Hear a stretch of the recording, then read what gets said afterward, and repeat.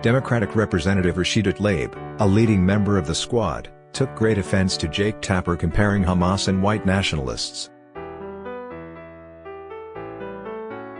To say she was not happy is an understatement, and she went after Tapper with the same typical BS while others accused him of being anti-Islam. That is just false. Tapper made clear what he was saying, and moreover, he universally condemned certain actions.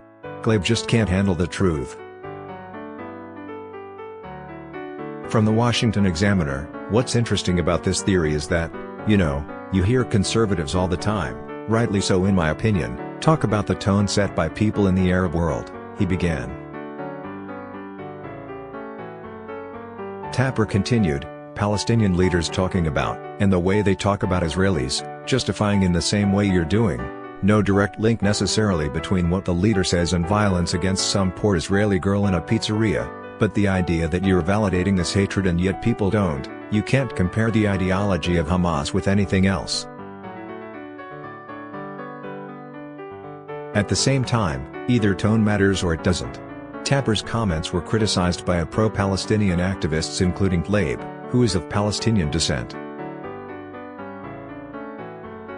Comparing Palestinian human rights advocates to terrorist white nationalists is fundamentally a lie.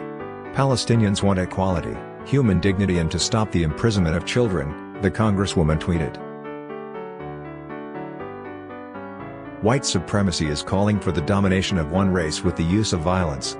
James J. Zogby tweeted, your bias is showing. Won't disagree about Hamas, but for God's sake, have you listened to Israeli leaders talk about Palestinians? They've called them vermin, cockroaches, cancer, and a leading rabbi justified killing them, saying the souls of Gentiles aren't human. The CNN anchor responded, absolutely, and the language you cite is horrific and unacceptable.